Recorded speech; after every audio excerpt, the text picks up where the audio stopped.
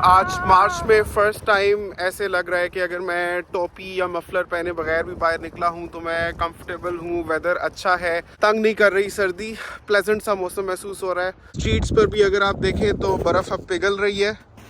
ये सारी बर्फ़ पिघल पिघल के जा रही है।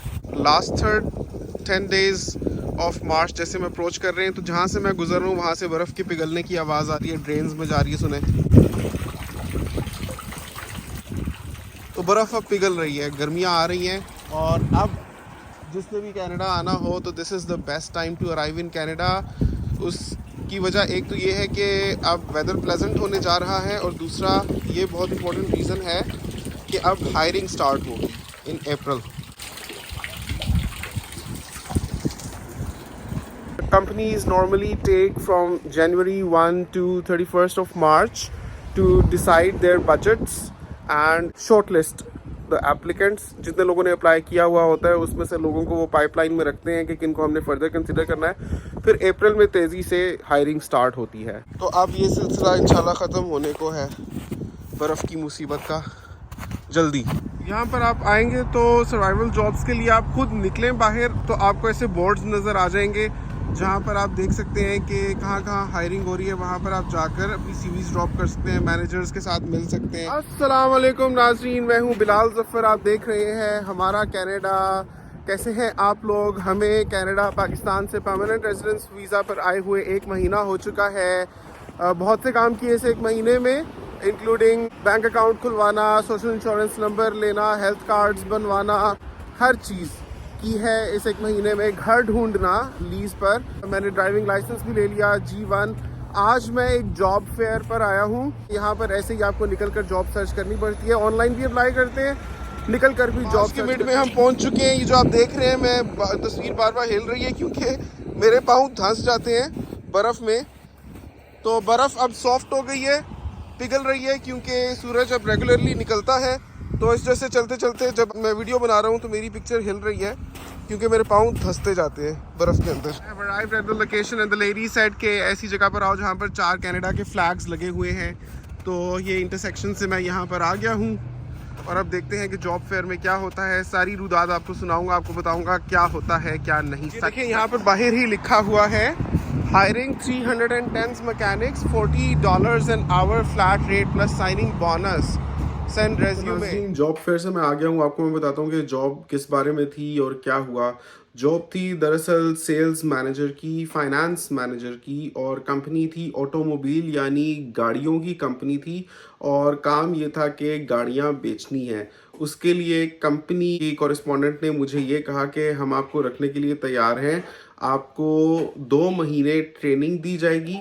2 महीने जो ट्रेनिंग दी जाएगी वो भी पेड ट्रेनिंग होगी, इस तरह से कि हर महीने $2400 मिलेंगे, पहले महीने भी दूसरे महीने भी।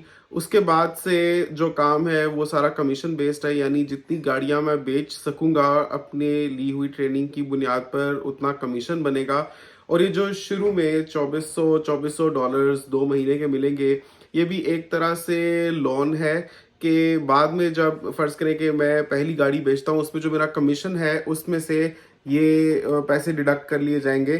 यानी मेरा कमीशन बनेगा 3rd मंथ से ऑनवर्ड्स, उसमें पहले ये जो पहले लिए हुए पैसे थे ये रिटर्न होंगे। ये फर्ज करें कि 600 कमीशन है तो 600 मिलेंगे नहीं मुझे, ये जो पहले मिले हुए थे इनमें से कट जाएंगे।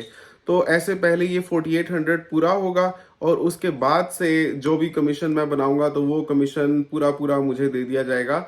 तो वो कॉरेस्पॉन्डेंट ये कह रही थी कि इस तरह से कमीशन बेस्ड जॉब्स में कोई बेस पे नहीं होती। बेस पे यही 2 महीने मिलेगी जो बाद में कमीशन में कट जाएगी, उसके बाद से सिर्फ कमीशन मिलेगा। लेकिन कमीशन में इंसान इतना कमा लेता है जितना लोग उतना नहीं कमाते आवरली जॉब्स में। यानी बेस पे में आपकी लगी बंधी तनख्वाह होती है, इसमें कोई सीलिंग नहीं होती, कोई हद नहीं होती, आप कितना भी ज़्यादा कमा सकते हैं। तो कॉरेस्पॉन्डेंट ये कह रही थी कि अगर आप कमीशन बेस्ड काम करने के लिए तैयार हैं तो आपने ये करना है कि आपने G1 लाइसेंस तो ले लिया है, जल्दी से आप अपना G लाइसेंस लें। आपने सबसे पहले ओमविक लाइसेंस लेना है। ओमविक लाइसेंस यहाँ पर होता है कि जिसने भी ऑटोमोबाइल इंडस्ट्री में मतलब सेल्स का काम करना होता है वो ये खास लाइसेंस होता है वो लेता है। तो ये लाइसेंस लेने के लिए कॉलेज में एनरोल होना पड़ता है और उसकी फीस वो बता रही थी तकरीबन $250 पे करना पड़ेगा। उसके बाद मैं ओमविक लाइसेंस की तैयारी करूंगा, जो एक बुक वो मेल कर देती है कॉलेज या यूनिवर्सिटी या जो भी इदारा है, उसको मैं एक हफ्ता ही पढ़कर तैयार करके ओपन बुक एक टेस्ट होता है, वो टेस्ट देकर एग्जाम क्लियर करता हूँ तो मुझे ओमविक लाइसेंस मिल जाएगा। ओमविक लाइसेंस एक बार मिल जाता है तभी आप ऑटोमोबाइल इंडस्ट्री में एज अ सेल्स पर्सन या सेल्स मैनेजर आप काम कर सकते हैं। मेरे लिए सोचने की बात यह है कि अगर तो मैं लॉन्ग टर्म ऑटोमोबाइल इंडस्ट्री में यानी गाड़ियों की सेल परचेज का काम करना चाहता हूं तो उस हिसाब से तो बहुत अच्छा है। ठीक है, एक सर्टिफिकेशन हो जाएगी। यहाँ पर सर्टिफिकेशन वैसे भी लेनी पड़ती है, आप कोई भी काम करते हैं उसके लिए आपको लाइसेंस लेना पड़ता है। यहाँ पे इवन मैं एज एन इंजीनियर भी कहीं पर काम करूंगा तो भी मुझे लाइसेंस लेना ही पड़ेगा। तो ये जो लाइसेंस है ये ऑटोमोबाइल इंडस्ट्री के लिए था, यानी गाड़ियों की सेल परचेज के लिए था। तो अगर मैं लॉन्ग टर्म ये काम करना चाहता हूँ तो definitely it's a good qualification to have. लेकिन मेरे लिए देखने की बात यह है कि इस वक्त एक दफा कोई जॉब शुरू की तो कुछ अर्सा मुझे वो करनी पड़ेगी, या हो सकता है कि कई साल करना पड़े उसी जॉब को। तो मुझे बहुत सोच समझ कर कदम रखना है और ऐसी जॉब में दाखिल होना है जो मुझे पसंद हो, जो मेरे एक्सपीरियंस से टैली करे या मेरे एप्टीट्यूड या मेरे पर्सनल प्रेफरेंसेस के साथ मैच करे। क्योंकि एक दफा ये काम शुरू किया तो ये ऐसा नहीं होता कि आप ऐसे चलते चलते ये काम कर रहे हैं। ये प्रॉपरली आप जब तक एक सेल्स मैनेजर नहीं बन जाते और गाड़ियों को बेचना अपना ओढ़ना बिछोना नहीं बना लेते, उस वक्त तक you can not be a successful salesman in the automobile industry. तो it requires a complete orientation of mind, focus and outlook के मुझे क्या करना है। अगर तो मैं लॉन्ग टर्म ये काम करता अपने आप को देखता हूँ तो उस हिसाब से मेरे लिए सूटेबल है। Otherwise I should keep looking for further opportunities, because ये ऑफर तो वो मुझे कर रहे हैं लेकिन इसके साथ पहले मुझे इन्वेस्टमेंट करनी पड़ेगी $250 की, क्योंकि मैं पहले ओमविक लाइसेंस लूंगा। उसके बाद फिर पहले तो 2 महीने मिलेगा, उसके बाद सब कमीशन बेस्ड होगा। ये अब मेरे ऊपर है कि मैं ये डिसाइड करूं। आप लोग क्या समझते हैं? कभी आपका ऐसा कोई इत्तेफाक रहा, कोई जानते हैं इस काम के बारे में, तो आप अपनी राय जरूर दीजिए कि आपको ये काम कैसा लग रहा है। इसमें यह होता है कि मैं जाऊंगा डेली 8 to 5 मेरा काम हुआ करेगा, लेकिन हफ्ते में 2 दिन छुट्टी हुआ करेगी। Saturday won't be day off, because Saturday को मोस्ट क्लाइंट्स गाड़ियां खरीदते हैं। सैटरडे की बजाय वीक डेज में से किसी दिन मुझे छुट्टी मिलेगी और उसके अलावा एक संडे की छुट्टी हुआ करेगी। तो वो बता रही थी कि अगर आपको सूट करता है तो आप मुझे बता दें, मैं आपको भेज देती हूँ फॉर्म। सबसे पहले आप ओमविक लाइसेंस लें और आप अपने रेफरेंसेस मुझे प्रोवाइड करें। लेकिन मैं पर्सनली ये सोच रहा हूँ कि अभी I should keep looking for further work opportunities. कोई ऐसा काम हो जो मेरे इंटरेस्ट के साथ ज़्यादा अलाइंड हो तो वो ज़्यादा बेहतर रहेगा। ये हैंड कैरी है, $119। दिस वन इज $99, $100 का। नाजरीन, वहाँ से निकला तो रास्ते में मैंने एक दुकान पर ये सूट केसेस और हैंड कैरीज देखे, तो आप अंदाज़ा करें कि कनाडा में किस कदर महंगाई है कि ये हैंड कैरीज जो पाकिस्तान में हमने 4-4 हज़ार रुपये के लिए हैं, यहाँ पर एक एक हैंड कैरी $100 to $129 या $130 का मिल रहा है। $130 का मतलब है तकरीबन 26 से 27 हज़ार रुपया। तो एक चीज़ जो पाकिस्तान में 4,000 की है वो यहाँ पर 26,000 की है। इसी से आप अंदाज़ा कर सकते हैं कि कनाडा किस कदर एक्सपेंसिव है एज़ कम्पेयर टू पाकिस्तान। ये छोटा सा $129 पाकिस्तान में 4,000 रुपये का मिलता है, यहाँ पर 25,000 रुपये का मिलता है। ये वाले वॉलमार्ट पे $58.88 में अवेलेबल हैं, लेकिन मुझे एक लम्हे के लिए तो लगा कि हमने बहुत महंगा ख़रीद लिया, क्योंकि हमने $100 का लिया था। लेकिन अगर ये देखें तो ये बहुत छोटा है $100 वाले से, मतलब मेरे हाथ जितना है सिर्फ ये।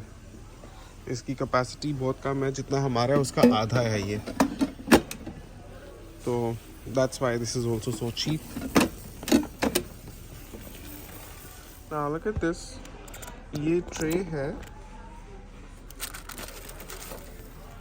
1 ट्रे, और ये है $7.97 की, यानी तकरीबन $8 की। 8.25 हो जाएगा विद टैक्स। ये 3 ट्रेज का सेट है वॉलमार्ट पर, for $12.97. तो after tax it will be like $14. 3 trace का सेट है ये, वरना ये सिंगल ट्रे है, ये भी $12.97 की है, आफ्टर टैक्स $15 की हो जाएगी।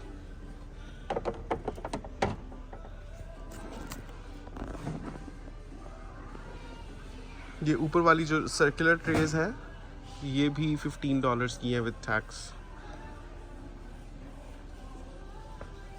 ये ट्रेज डॉलरामा पे है और ये हर ट्रे $5 की है। ये मैं आपको दिखाता हूँ, जैसे ये ट्रे है ये $5 की है इंक्लूडिंग टैक्स।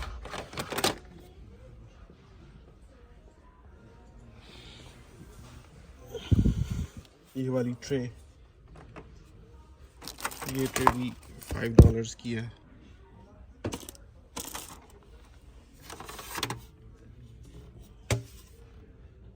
$4।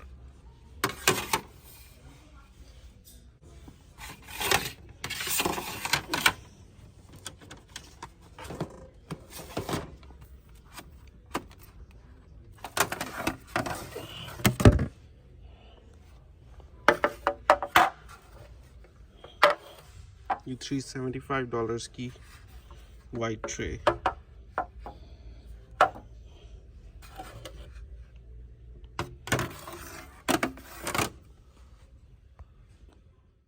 घर पहुंचा तो हिना ने डिनर रेडी कर लिया हुआ था, पालक चिकन विद बॉइल्ड राइस, बड़ा ही मज़े का लग रहा था। हाँ हिना, क्या हो रहा है?